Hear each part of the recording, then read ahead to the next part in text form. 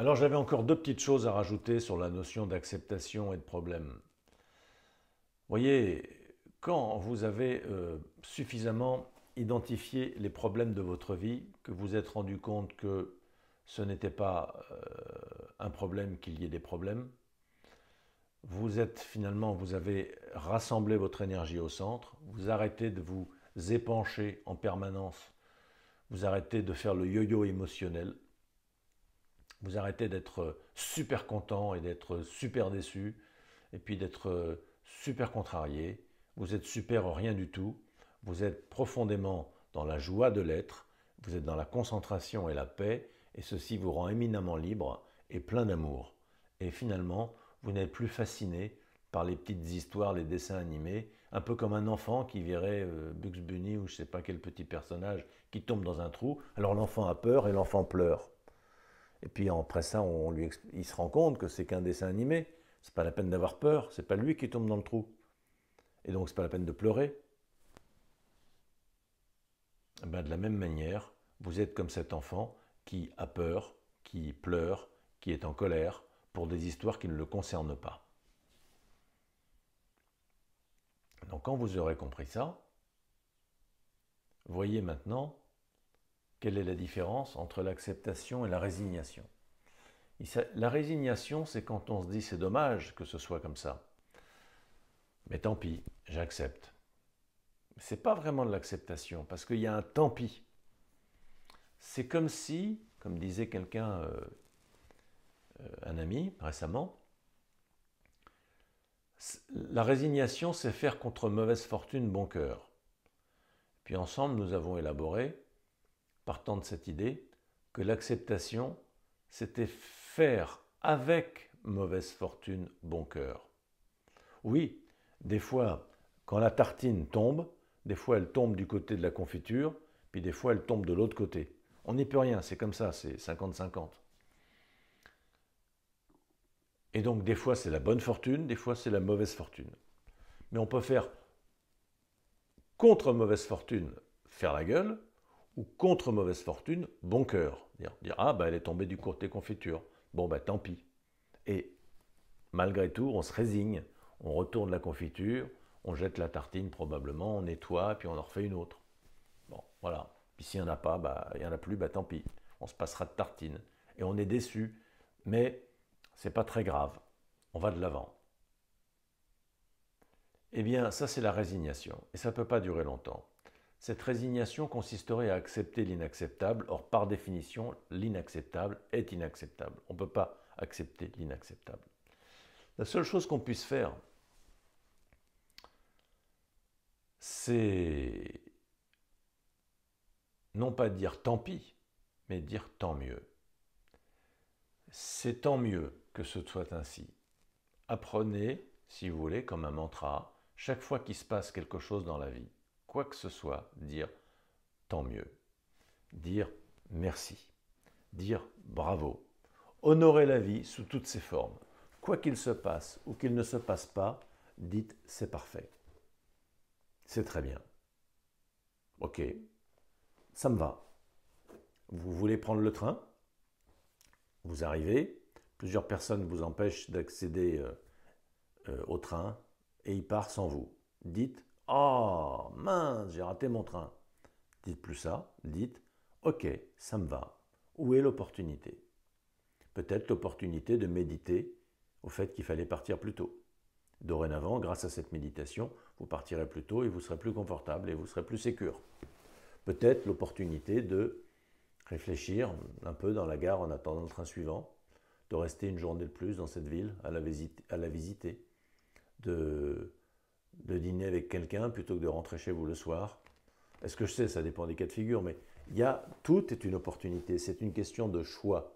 C'est le regard que vous portez sur les choses qui en font des problèmes ou des opportunités. Alors la proposition qui vous est faite, c'est de se dire, les imperfections, c'est parfait. Tout est parfait. Il paraît qu'Einstein disait, il y a deux façons de voir la vie.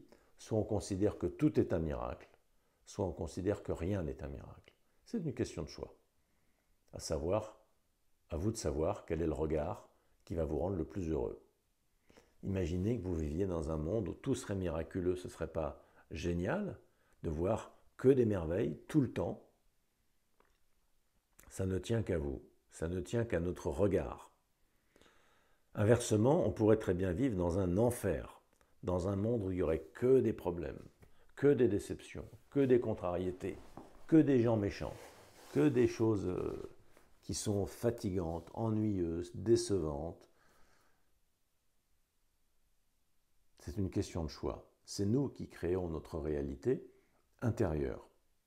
Et il se trouve que la réalité extérieure, elle est alignée à la réalité intérieure. Parce que si vous mettez un filtre devant vos yeux, vous verrez le monde de la couleur de ce filtre. Donc si vous mettez un filtre problème, le monde entier sera un problème. Ou alors vous mettez un filtre positif, c'est-à-dire même vous mettez aucun filtre, vous regardez les choses, il n'y a pas de problème. Les choses sont comme elles sont. Et qu'est-ce qui se passe?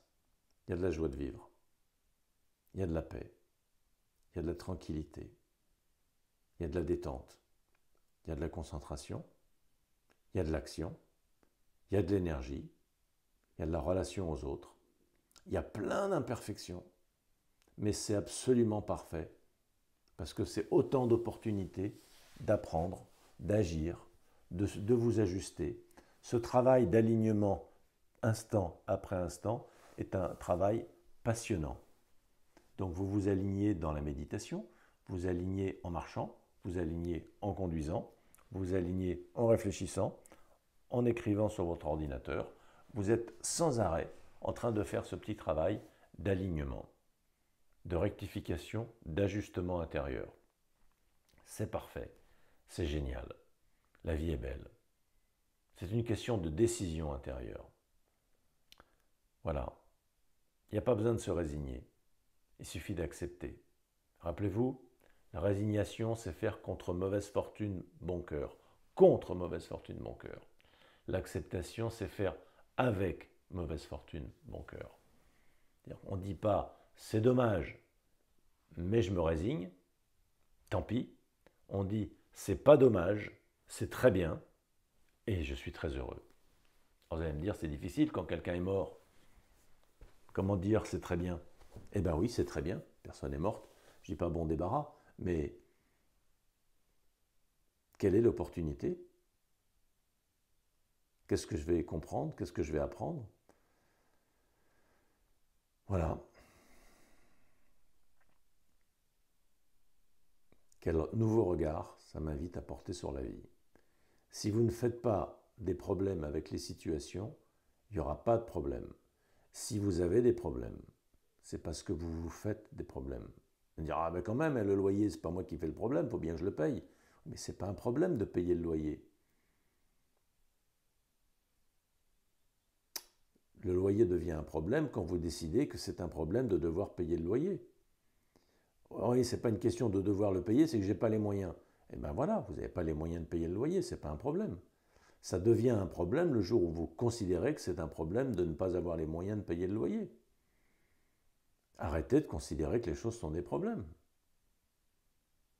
Et puis il y a des situations qui appellent d'une manière fonctionnelle une réponse de votre part. Il faut gagner de l'argent pour payer le loyer. Ce n'est pas très difficile de gagner de l'argent. Si c'est trop difficile, prenez un loyer plus petit, moins cher. Ce n'est pas la peine de vivre au-dessus de vos moyens. Mais en même temps, ne vous laissez pas entraîner par le bas en disant « Oh là là, mais moi, je ne vaux pas tout ça, je n'ai pas les moyens, il faut que je réduise la voilure. » Oui, si vous vivez au-dessus de vos moyens, ben revenez à l'équilibre. Mais si vous êtes déjà assez bas, vous ne pouvez pas descendre encore. Donc cherchez plutôt à rentrer de l'argent pour pouvoir payer le minimum vital dont vous avez besoin pour vivre. Et puis petit à petit, vous allez y prendre plaisir, puis vous allez en gagner un peu plus. À ce moment-là, vous allez pouvoir améliorer votre ordinaire. Et puis la vie va être intéressante. Car la vie est intéressante. La vie est joyeuse. La vie est profondément paisible. Il n'y a pas de conflit dans la vie. C'est nous qui inventons les conflits. Vous allez me dire, mais comment tu peux dire ça? Il y a des guerres ou il n'y a pas des guerres? Il y a des bombes qui sont envoyées dans des pays ou pas? Il y a des gens qui font du terrorisme ou non? Qu'est-ce que tu nous racontes? Il il y a des agressions, il y a des statistiques qui le prouvent. Ça ne veut pas nous dire qu'il n'y a pas de conflit. Il y a plein de conflits tout le temps, partout. Oui, mais vous n'êtes pas en conflit avec le fait qu'il y ait des conflits. Que les gens se disputent entre eux, c'est possible. Que les gens vous agressent, c'est possible.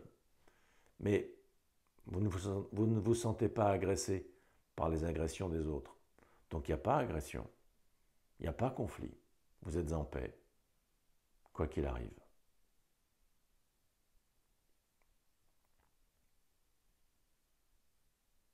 En tout cas, c'est une liberté qui vous est offerte. À vous de voir si vous en voulez ou pas. Si vous n'en voulez pas, vous donnez votre assiette au chien, il va la manger. Pas de problème. Mais simplement, c'est dommage, parce que c'est délicieux, la liberté. La joie.